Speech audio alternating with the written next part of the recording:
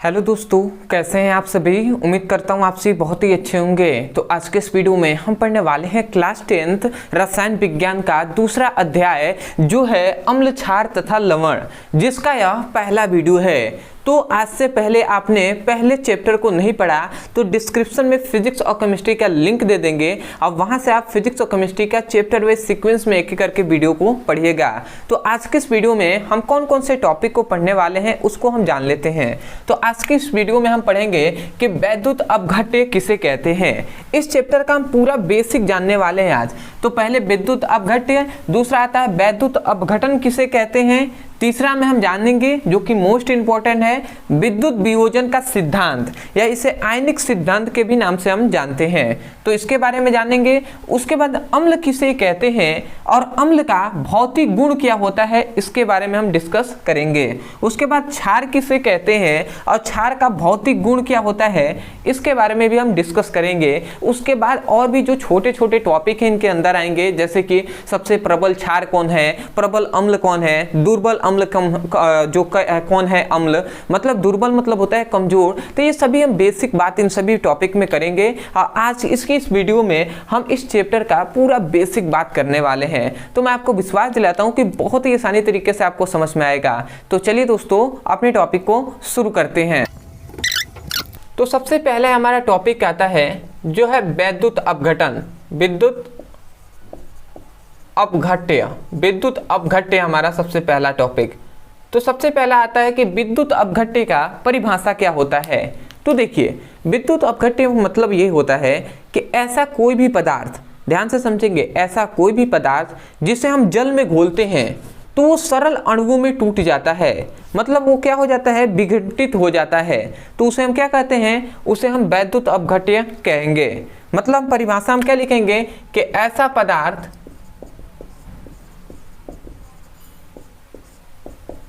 जिसे जल में घोलने पर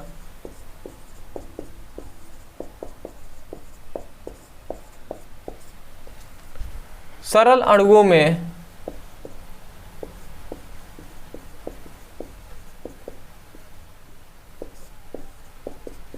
टूट जाता है तो उसे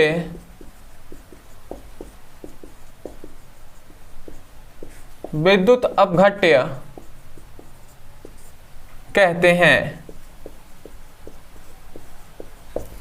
तो आशा करते हैं कि सबसे पहले आपको परिभाषा समझ में आ गया होगा कि कोई भी ऐसा पदार्थ है, जैसे कि इसका यदि हम एग्जाम्पल से बात करें तो देखिए एग्जाम्पल इसका हो जाएगा, इन सभी का उदाहरण बहुत सारे हो जाएंगे, परंतु अगर हम सामान्य देखें ज़्यादातर तो जो NaCl होता है, जो HCl होता है, ठीक है, आदि हम लिख सकते हैं। ये सभी क्या है, इसके एग्जाम्पल है। जैसे कि मान लेते हैं मैं कहूँ कि जैसे कि HCl है, सॉरी NaCl है।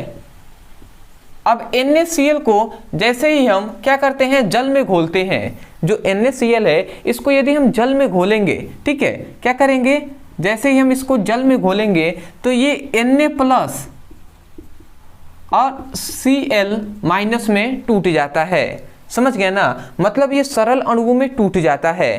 तो हमने यही ना कहा कि ऐसा पदार्थ जो जल में घुलकर सरल अणुओं में टूट जाता है तो उस पदार्थ को वैद्युत अपघट्य कहते हैं। यदि हम दूसरे तरीके से कहें तो NaCl को HCl जो है, ठीक है, इसको भी यदि हम घोलते हैं तो ये क्या हो जाएगा, H+ और Cl- में टूट जाएगा। ठीक है, और ये दोनों तरह से हम इस तरह का चिन्ह हम क्यों लगा रहे हैं, क्योंकि इसको हमने पहले ही पढ़ाया है। ये कौन सी अभिक्रिया है, तो उत्क्रमणीय अभिक्रिया है। उत्क्रमणीय अभिक्रिया का मतलब ये होता है कि इस पदार्थ से ये पदार्थ बना है, परंतु हम फिर से चाहें तो हम इस दोनों पदार्थ को मिलाकर हम ये पदार्थ बना सकते हैं। तो आशा करते हैं आप समझ गए होंगे, उसे हम उत्क्रमणीय अभिक्रिया कहते हैं। ये सभी हमने पहले चैप्टर है रासायनिक अभिक्रिया एवं समीकरण, इसमें हमने डिस्कस किया हुआ है। इसलिए मैं कहता हूं कि बेसिक से पढ़ाई करना चाहिए, जिससे आपको और भी बेहतर तरीके से समझ में आएगा। तो अब हम आगे बढ़ते हैं। अब इसी के संबंध में एक और टॉपिक है जो है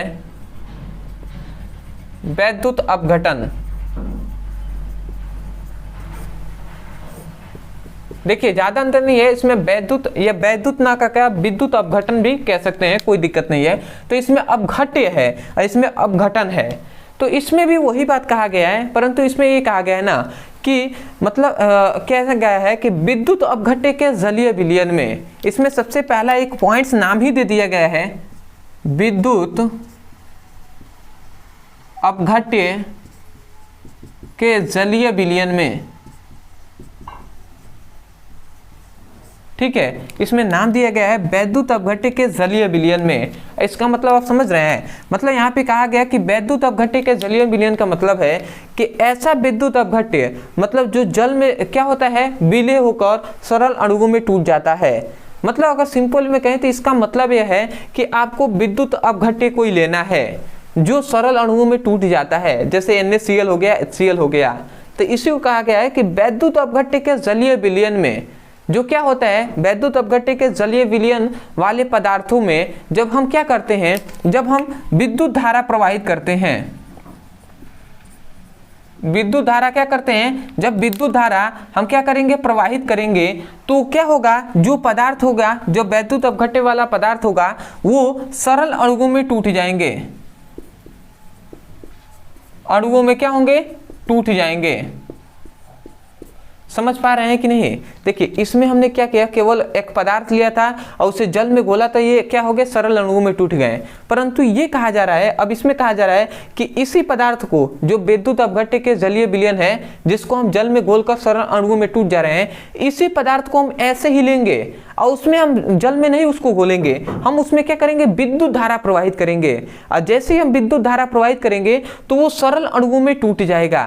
तो इस प्रक्रिया को ही, जिसमें इस प्रक्रिया को हम क्या कहेंगे, वैद्युत अपघटन कहते हैं। समझ में आ गया ना? तो आप डेफिनेशन क्या कहेंगे, आप डेफिनेशन यही कहेंगे कि विद्युत अपघट्य के जलीय विलयन में वैद्युत धारा प्रवाहित करके सरल अणुओं में टूटने की प्रक्रिया को वैद्युत अपघटन कहते हैं। तो आशा करते हैं आप समझ रहे होंगे। इसी प्रकार आपको कभी भी डेफिनेशन को रटना नहीं है, समझ कर याद करना है। एक बार और डेफिनेशन जो क्या होता है, परिभाषा को सुनिए और परिभाषा को सुनकर अपने नोट्स में लिखिए। आप क्या लिखेंगे, आप कहेंगे वैद्युत अपघट्य के जलीय विलयन में विद्युत धारा प्रवाहित करके सरल अणुओं में तोड़ने की प्रक्रिया को वैद्युत अपघटन कहते हैं। तो मैं यहाँ पे डेफिनेशन भी लिख दे रहा हूँ। किसी विद्युत अपघट्य के जलीय विलयन में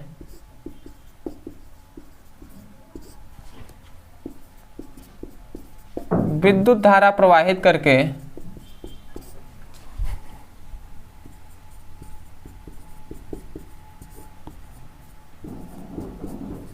सरल अणुओं में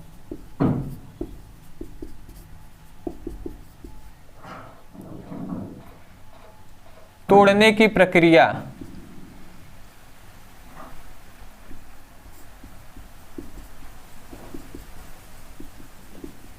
क्या कहलाती है, वैद्युत अपघटन कहलाती है। वैद्युत अपघटन कहलाता है या कहलाती है। ठीक है, तो यहाँ पे हमने परिभाषा लिख दिया है, इसको मैं थोड़ा सा मिटा दे रहा हूँ, ये केवल मैंने समझाने के लिए बताया है। ठीक है, एग्जाम्पल से भी मैं समझाऊंगा। देखिए तो ऐसा आपको क्यों समझाया, क्योंकि आपको याद हो जाए। तो एक बात को याद रखिएगा, भले ही मेरा कोई भी वीडियो देखेंगे उसमें भले ही टाइम लगे, परंतु मैं चाहता हूं कि वीडियो में ही उस स्टूडेंट को समझ में भी आए और प्लस उसको 70% तो कम से कम याद हो जाए। ठीक है, तो इसी प्रकार हम क्या कर रहे हैं, जैसे इसका एग्जाम्पल आप लेंगे, उदाहरण, तो उदाहरण में भी यही दोनों आ जाएंगे। जैसे कि उदाहरण हम सिंपल में कहें NaCl को ले लेते हैं। अब NaCl को हम क्या करेंगे, NaCl में जैसे ही हम विद्युत धारा प्रवाहित करेंगे, विद्युत धारा, अब NaCl जो है इसमें हम जैसे ही विद्युत धारा प्रवाहित करेंगे तो ये NaCl Na+ और Cl- में टूट जाएगा। इसी प्रकार यदि हम दूसरा एग्जाम्पल लें HCl का, तो HCl को भी हम क्या करेंगे, HCl में भी जैसे ही हम विद्युत धारा प्रवाहित करेंगे, जैसे ही हम विद्युत धारा प्रवाहित करेंगे तो ये HCl भी क्या हो जाएगा, H प्लस और Cl माइनस में टूट जाएगा। तो हमने यही ने कहा कि हमने ऐसे कहा कि विद्युत अपघट्य के जलीय विलयन में विद्युत धारा प्रवाहित करके सरल अणुओं में तोड़ने की प्रक्रिया को वैद्युत अपघटन कहते हैं। तो आशा करते हैं कि आपको दो हमने टॉपिक को पढ़ाया है, आपको अच्छे से समझ में आ गया होगा। तो आप सबसे पहले इसका स्क्रीनशॉट ले लीजिए, उसके बाद हम देखेंगे वैद्युत वियोजन का सिद्धांत जो कि मोस्ट इंपॉर्टेंट है। तो मैं साइड हट रहा हूं, ले लिए होंगे। तो आशा करते हैं दोस्तों आपने अच्छे से स्क्रीनशॉट ले लिया होगा। तो अब हम देख लेते हैं वैद्युत वियोजन का सिद्धांत, या इसे हम आयनन सिद्धांत के आयनिक सिद्धांत के भी नाम से हम जानते हैं। तो यहाँ पे हमने लिख दिया है वैद्युत वियोजन का सिद्धांत, या हम आयनिक सिद्धांत के नाम से भी जानते हैं। अब यहाँ पे हमने टोटल बात लिख दिया है, ठीक है, बहुत ही आसानी तरीके से आपको समझ में भी आएगा और उसके बाद एक एक करके आप लिखते हुए चलेंगे। तो सबसे पहला तो यही बात आता है कि विद्युत वियोजन का सिद्धांत किस वैज्ञानिक ने दिया था। तो विद्युत वियोजन का सिद्धांत आर्हेनियस नामक वैज्ञानिक ने दिया था और किस सन में 1887 ईस्वी में दिया गया था। तो आप क्या लिखेंगे कि विद्युत वियोजन का सिद्धांत आर्हेनियस नामक वैज्ञानिक ने 1887 ईस्वी को दिया था। उसके बाद लिखेंगे कि इस सिद्धांत के अनुसार, क्योंकि इस सिद्धांत में हमें क्या बताया गया वो हम लिखने के लिए हम लिखेंगे इस सिद्धांत के अनुसार। तो सबसे पहला हमें कौन सी बात बताया गया, तो ध्यान से समझेंगे। इसमें सबसे पहला हमें बताया गया विद्युत वियोजन का परिभाषा। इस सिद्धांत में हमें सबसे पहले क्या बताया गया, विद्युत वियोजन का परिभाषा। और इसमें हमें क्या बताया गया कि जब कोई, ध्यान से समझेंगे, जब कोई विद्युत अपघट्य जल में घुलकर दो प्रकार के आवेशित कणों में टूट जाता है तो उस प्रक्रिया को विद्युत वियोजन कहते हैं। समझ में आ गया। वैद्युत अपघट्य का मतलब, यदि मैं एग्जाम्पल से आपको थोड़ा सा समझाऊं तो इसका उदाहरण से मैं आपको समझाता हूं। जैसे NaCl था, ये क्या है, वैद्युत अपघट्य है। तो वैद्युत अपघट्य को जैसे ही हमने जल में घोला, वैद्युत अपघट्य को जल में घोला तो ये Na प्लस और Cl माइनस में टूट जाता है, ये बात हम जानते हैं। तो इसी प्रकार यहाँ पे कहा जा रहा है कि, पता नहीं आपको दिखाई दे रहा होगा या नहीं, ठीक है, थोड़ा सा जैसे यहाँ पे आपको नहीं दिखाई दे रहा होगा तो यहाँ पे थोड़ा सा आप दिखाई देगा आपको, ठीक है, Na प्लस और Cl माइनस, ठीक है, अब तो दिखाई दे रहा होगा ना। तो केवल मैं यहीं से यही समझा रहा हूं कि ये वैद्युत अपघट्य है। अब वैद्युत अपघट्य को जैसे ही हमने जल में घोला तो ये देखिए दो प्रकार के आवेशित कणों में टूट गया है। एक देखेंगे तो इस पर धनात्मक आवेश है और इस पर ऋणात्मक। तो यही कहा जा रहा है कि आवेशित कणों में टूट जाता है। तो इस प्रक्रिया को हम क्या कहते हैं, वैद्युत वियोजन कहते हैं। तो यही तो बात हमने लिखा है कि जब किसी विद्युत अपघट्य को जल में घोला जाता है तो वो दो प्रकार के आवेशित कणों में टूट जाता है, तो उस प्रक्रिया को वैद्युत वियोजन कहते हैं। तो आशा करते हैं आपको सबसे पहली जो बात इस सिद्धांत में हमें बताया गया वो आपको समझ में आ गया होगा। तो इतना लिखने के बाद आप फिर से ये एग्जाम्पल आप लिख लेंगे। उसके बाद आता है हमारा दूसरा। इस सिद्धांत में हमें दूसरी बात ये बताया गया कि इन आवेशित कणों को आयन कहते हैं। ये जो आवेशित कण है इन्हें हम क्या कहेंगे, आयन कहेंगे, ठीक है। तो आयन भी दो प्रकार के इन्होंने बताया, इस सिद्धांत में बताया गया कि आयन दो प्रकार के होते हैं, एक धनायन और दूसरा ऋणायन, ठीक है। जैसे Na प्लस है तो ये मतलब धनायन है, और CH जो क्या है Cl माइनस है तो वो ऋणायन है, ठीक है। ये बात आप समझ गए होंगे। तीसरा हमें बात बताया गया कि विद्युत अपघट्य का जलीय विलयन उदासीन होता है।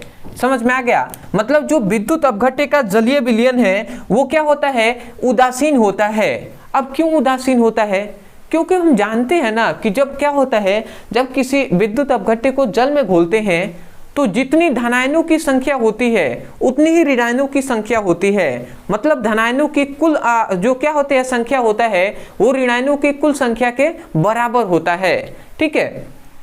तो ये आप लिख सकते हैं अगर फॉर्मूला लिखना चाहें तो, कि धनायनों की कुल संख्या ऋणायनों की कुल संख्या के क्या होता है, मतलब धनायनों की जो कुल जो क्या होता है, इस पर क्या होता है, आवेश होता है, वो ऋणायनों के कुल आवेश के बराबर होता है। तो आप लिखना चाहें तो लिख सकते हैं, या केवल आप इतना लिख देंगे कि विद्युत अपघट्य का जलीय विलयन उदासीन होता है। ठीक है, अगला आता है चौथा।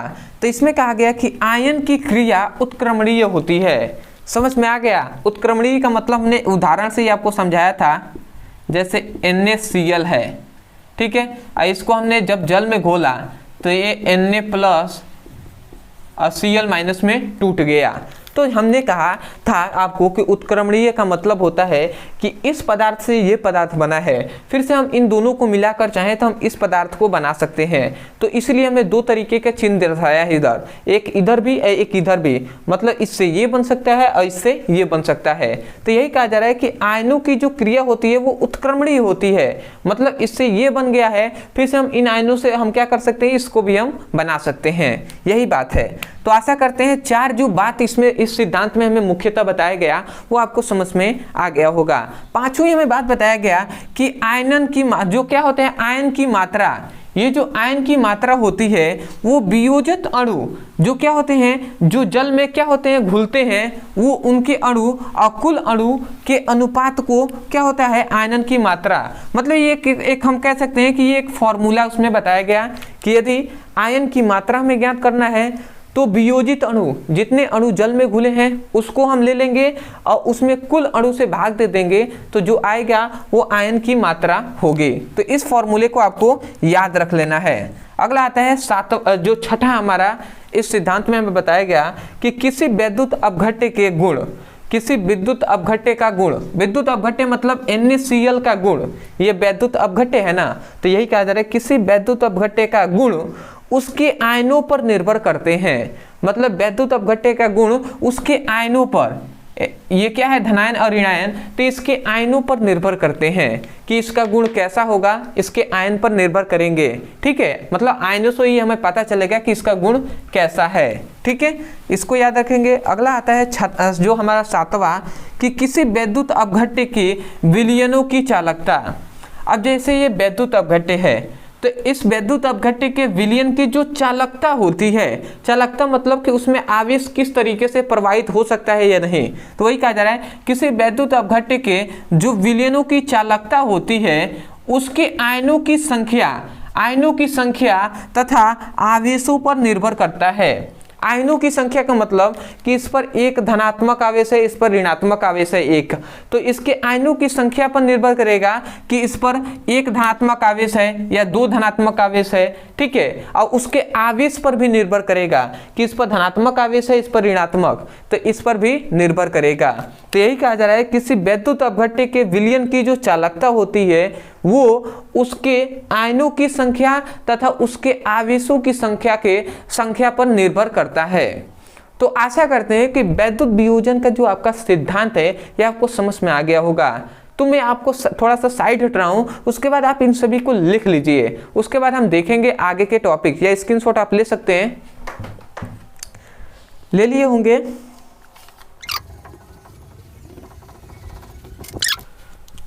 तो अब हमारा चौथा टॉपिक होगा अम्ल। एसिड किसे कहते हैं? तो अम्ल का देखिए, अम्ल का परिभाषा बहुत से वैज्ञानिकों ने दिया, परंतु अभी हम जानना है अम्ल का परिभाषा। जैसे अम्ल को बहुत पहले हम अम्ल का परिभाषा करते थे कि वे पदार्थ जो स्वाद में खट्टे होते हैं उसे हम अम्ल कहते हैं, परंतु अब ये परिभाषा देना उचित नहीं है। ठीक है, अब जो क्या हुआ, नए वैज्ञानिक है, उन्होंने शोध किया, प्रयोग किया और उन्होंने अपने निष्कर्ष पर क्या किया, उन्होंने अब न्यू उसका क्या किया है, इसका परिभाषा दिया है। मतलब हम कह सकते हैं कि आधुनिक परिभाषा दिया गया है अम्ल का, और वो किसने दिया, आर्हेनियस नामक वैज्ञानिक ने दिया है। तो आर्हेनियस के अनुसार अम्ल का परिभाषा हमने क्या कह सकते हैं कि वे पदार्थ जो जल में घुलकर क्या देते हैं, हाइड्रोजन आयन H+ आयन मुक्त करते हैं, उसे हम क्या कहते हैं, अम्ल कहते हैं। अभी आपको समझ में आएगा। पहले परिभाषा हम लिख दें, क्या लिखेंगे कि आर्हेनियस के अनुसार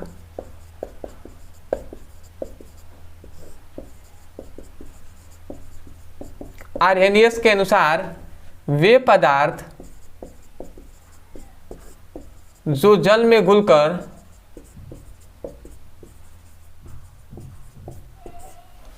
क्या करते हैं, H+ आयन मतलब हाइड्रोजन आयन मुक्त करते हैं, तो उसे क्या कहते हैं, अम्ल कहते हैं। तो आशा करते हैं कि आपको समझ में आ गया होगा कि ऐसा पदार्थ जो जल में घुलकर क्या करेगा, H+ आयन मुक्त करेगा। क्या करेगा, H+ आयन मतलब हाइड्रोजन आयन मुक्त करेगा, तो उसे हम क्या कहेंगे, अम्ल कहेंगे। यदि हम इसके एग्जाम्पल से बात करें तो इसका एग्जाम्पल बहुत सारा है, बट हम पहला दे देंगे HCl का।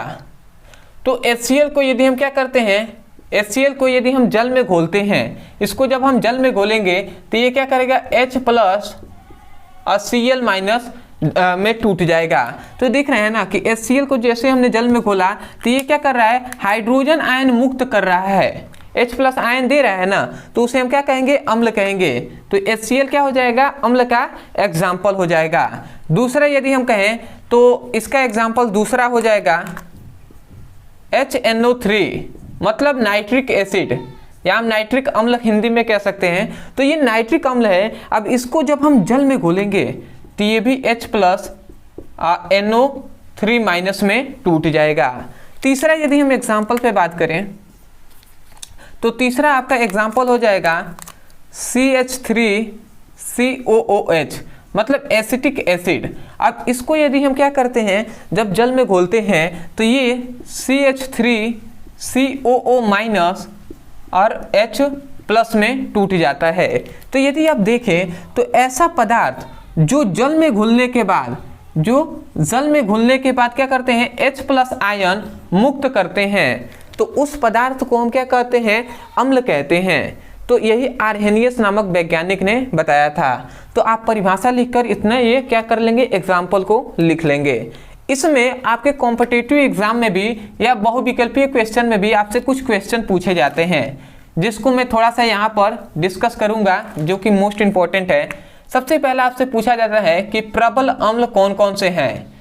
प्रबल अम्ल कौन कौन से हैं, तो आपको इसको याद रखना है कि जो HCl होता है ये क्या होता है, प्रबल अम्ल होता है। ठीक है, H2SO4 जो होता है ये भी आपका क्या होता है, प्रबल अम्ल होता है। तो कम से कम आपको ये दो याद रखना है, या आप तीसरा एक और याद रख सकते हैं, HNO3 मतलब जो क्या होता है, HNO3 ये भी आपका प्रबल अम्ल है। तो इन तीनों को आपको याद रखना है प्रबल अम्ल के तरीके से। मतलब प्रबल अम्ल कोई आपसे पूछता है कि प्रबल अम्ल कौन कौन से हैं, तो आप क्या करेंगे, इन कम से कम 3 नाम को याद रखेंगे, HCl, HNO3 और H2SO4। ठीक है। अगर आपसे दुर्बल कोई अम्ल पूछता है, ठीक है, दुर्बल मतलब होता है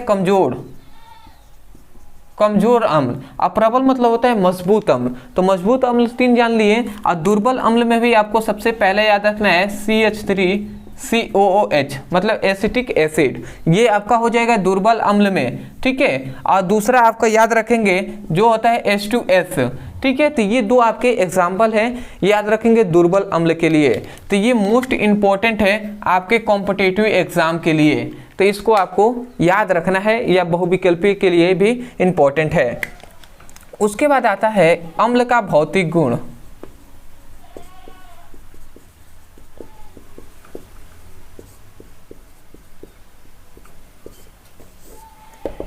देखिए, हम एक एक करके पॉइंट्स को समझेंगे। मैं आपको विश्वास दिलाता हूं कि एक एक पॉइंट्स को आपको समझ में, एक एक टॉपिक आपको समझ में आएगा, तो इस पे आपको ध्यान देकर समझना है। तो सबसे पहला अम्ल का भौतिक गुण क्या हो जाएगा, तो हम कह सकते हैं कि हम ऐसे भी अम्ल का अगर गुण कोई पूछे तो आप कह दीजिएगा, सबसे पहला आप क्या लिखेंगे कि अम्ल स्वाद में क्या होते हैं, खट्टे होते हैं। अम्ल जो होते हैं स्वाद में कैसे होते हैं, खट्टे होते हैं।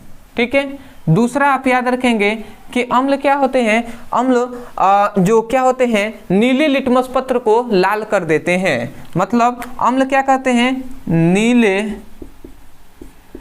लिटमस पत्र को क्या कर देते हैं, लाल कर देते हैं। ठीक है, तो इसको आपको याद रखना है। दूसरा अब आता है तीसरा, तो तीसरा आपको याद रखना है कि जो क्या होता है, अम्ल जो होता है वो जल में विलय होते हैं। मतलब यदि हम अम्ल को जल में घोलेंगे तो वो घुल जाएंगे। तो हम लिख सकते हैं कि यह मतलब अम्ल जल में क्या होते हैं, विलय होते हैं। ठीक है, इसको आपको याद रखना है। और चौथा एक और गुण याद रखेंगे कि अम्ल क्या करता है, जो कपड़ा होता है, जो आपकी त्वचा होती है, जो कागज होता है, इन सभी को नष्ट कर देता है अम्ल। ठीक है, तो अम्ल से थोड़ा सा सावधान रहना चाहिए। ठीक है, अम्ल यदि आपके स्किन पे गिर जाए, ठीक है, जो आपकी त्वचा है इस पे गिर जाए तो उसको जला देगा। ठीक है, तो आप याद रखेंगे कि अम्ल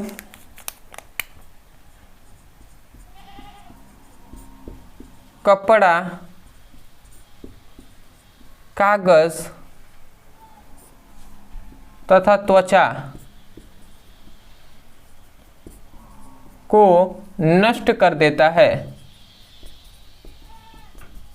ठीक है, तो ये सभी आपको गुण याद रखना है। ये सभी हम आपको दे देंगे, पीडीएफ नोट्स भी आपको दिया जा रहा है, तो आप ले सकते हैं। ठीक है, आप स्क्रीनशॉट ले लीजिए। इसके बाद हम अंतिम अपना टॉपिक देखकर उसके बाद वीडियो को समाप्त करेंगे, जो है क्षार। तो आप लेना चाहें तो ले सकते हैं, ले लिए होंगे।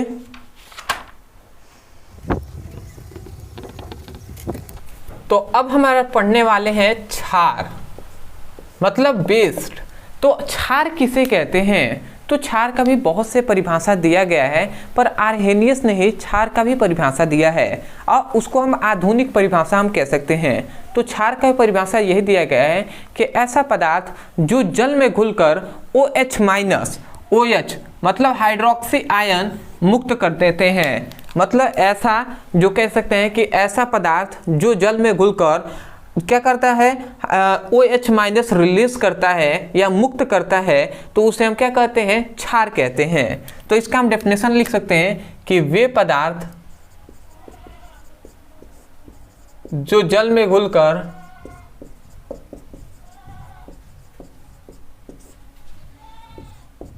OH- मुक्त करता है,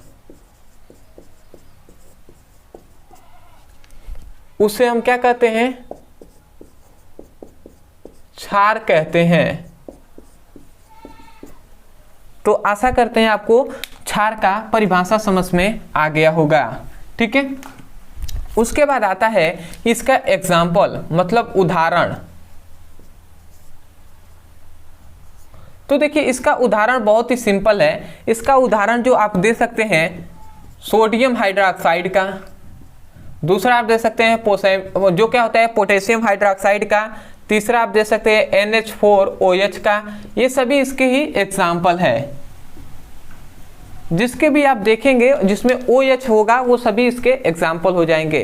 तो ये सभी क्या है, जो क्या होता है क्षार का एग्जाम्पल है। तो इसको यदि हम आपको एक तरीके से प्रैक्टिकल आपको दिखाएं एक अभिक्रिया कराकर, तो जैसे NaCl है, मतलब NaOH है, सोडियम हाइड्रोक्साइड है, इसको यदि हम जल में घोलते हैं तो ये क्या होगा, Na+ और OH- में टूट जाएगा। तो हमने यही ने कहा कि ऐसा पदार्थ जो जल में घुलकर क्या करता है, OH- क्या करता है, OH- रिलीज करता है, तो उसे हम क्या कहते हैं, उस पदार्थ को क्षार कहते हैं। तो ये इसका एग्जाम्पल हो जाएगा। दूसरा यदि पोटेशियम हाइड्रोक्साइड को देखना चाहेंगे तो भी ऐसे ही होगा। ये क्या हो जाएगा, K+ और OH- में टूट जाएगा। तो यदि आप यहाँ पे भी देखें तो यहाँ पर भी OH- रिलीज हो रहा है। तो ये सभी क्या है, इसके एग्जाम्पल हैं। अदरवाइज इसमें भी आपको याद रखना है कि यदि आपको पूछा जाए कि प्रबल अम्ल कौन सा है, सॉरी प्रबल क्षार, प्रबल अम्ल तो हमने बता दिया है, प्रबल क्षार कौन कौन से हैं, तो आप प्रबल क्षार में दो का नाम ले सकते हैं। एक है सोडियम हाइड्रोक्साइड और दूसरा आप कह सकते हैं पोटेशियम हाइड्रोक्साइड। ये सभी प्रबल क्षार के अंदर आते हैं। और यदि दुर्बल क्षार में यदि आपको बताना है तो दुर्बल क्षार में आप नाम लिख सकते हैं जो NH4 OH का। तो ये क्या है, दुर्बल अम्ल है। ठीक है, तो आप इसको याद रखेंगे। तो आशा करते हैं कि आपको समझ में आ गया होगा। अदरवाइज यदि इसका भौतिक गुण याद रखना चाहें, भौतिक गुण, इन सभी का आप PDF ले सकते हैं। अब आता है भौतिक गुण। तो देखिए भौतिक गुण में अब आपको 3 बातें याद रखना है। ठीक है, कम से कम 3 बातें। सबसे पहला तो अम्ल जो क्षार होता है वो स्वाद में कैसा होता है, वो स्वाद में तीखा और कड़वा होता है। सबसे पहली बात, अम्ल क्या होता है, स्वाद में तीखा और कड़वा होता है। दूसरा, अम्ल जो होता है वो जल में विलय होता है। सॉरी, अम्ल नहीं, क्षार जल में क्या होता है, विलय होता है। और तीसरी बात आप याद रखेंगे कि जो क्या होता है, अम्ल जो होता है वो लाल लिटमस पत्र को, लाल लिटमस पत्र को क्या कर देता है, नीला कर देता है। तो ये 3 गुण याद रखेंगे और इसमें सबसे मोस्ट इंपॉर्टेंट आपका गुण है ये तीसरा, लाल लिटमस पत्र को नीला कर देता है। ठीक है, कौन, तो क्षार। परंतु अम्ल क्या करता है, नीले लिटमस पत्र को लाल कर देता है, वो करता है अम्ल। तो आशा करते हैं कि आपका इस चैप्टर का पहला जो वीडियो है ये आपको अच्छे से समझ में आ गया होगा। ठीक है, तो यदि आपको समझ में आया है तब जाकर आप चैनल को सब्सक्राइब कर दीजिएगा। और आपसे रिक्वेस्ट है कि आप प्लेलिस्ट के अनुसार पढ़ाई कीजिए, जिससे आपको बेहतर तरीके से समझ में आएगा। तो डिस्क्रिप्शन में क्लास 10th का फिजिक्स और केमिस्ट्री का लिंक है, आप उस पर क्लिक कीजिए और चैप्टर वाइज सीक्वेंस में एक एक करके वीडियो को पढ़िए। अदरवाइज यदि आपको पूरे क्लास 10th का फिजिक्स और केमिस्ट्री का नोट्स चाहिए, PDF नोट्स, तो आपको केवल 39 रुपये में, आपको केवल 39 रुपये पे करके आप इस नीचे दिए गए व्हाट्सएप नंबर पर मैसेज करेंगे तो आपको पे करने का ऑप्शन बता दिया जाएगा। उस पर पे करके आपको पूरे 1 वर्ष के फिजिक्स और केमिस्ट्री का नोट्स मिल जाएगा। तो वहाँ से उसकी पढ़ाई आप क्या कर सकते हैं, नोट्स को ले सकते हैं। अदरवाइज यदि आपके पास पैसे नहीं है तो कोई दिक्कत नहीं है, आप देखते हैं कि मैं सभी का परिभाषा भी लिखवाता हूँ। तो आप समय निकाल कर रफ की कॉपी लेकर बैठिए, आप सबको लिखते हुए चलिए, या आपके पास समय नहीं है तो आप नोट्स ले भी सकते हैं, कोई दिक्कत नहीं है। तो आशा करते हैं आप समझ गए होंगे। तो चलिए दोस्तों, आज के लिए इतना ही, मिलते हैं एक नए टॉपिक के साथ। तब तक के लिए धन्यवाद। जय हिंद, जय भारत।